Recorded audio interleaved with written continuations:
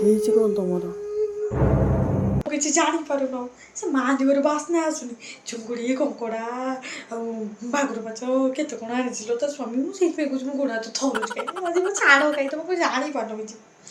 ଯା କଙ୍କଡ଼ା ଚୁଙ୍ଗୁଡ଼ି ସବୁ ନେଇ ଆସିବ ଜଲ୍ଦି ମସଲା ବାଟେଇ ଧନ ଧନ ଧନ ଶୁଣବା ହେଠି ଲୁଣ ପାଣି ଟିକେ ପିଇଥିବା ଅନାବା କାହିଁକି କହୁଛି ତୁ କିଛି ଜାଣିପାରୁନୁ।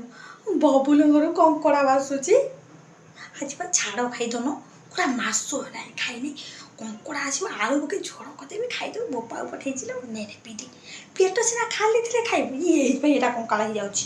ବୋପା ବୋଉ ଦିଟା ହାତୀ ଏଗୁଡ଼ା କ'ଣ କହିଗଲାଣି ପିଇ ଜଲ୍ଦି ଧର କରି ସବୁ ପିଇ ଯାଉଛି। ବଡ଼ ହାଣ୍ଡିରେ କରିଦେବି ଆଜି ଆଇଁଷ ଏତେ ପ୍ରକାର ଭାତ ଉଠିଯିବନି। ଗୋଟା ମାସ ହେଲାଣି ଖିଆ ହେଇନି। ଆଇଲାଲୋ ତମେ କ'ଣ ଖାଲି ଆଇଛ ହାତ ଦିଟା ଖାଲି କଙ୍କଡ଼ା ରୋହି ମଟନ ସବୁ କୁଆଡ଼େ ଗଲା? ସବୁ ସରିଯାଇଛି।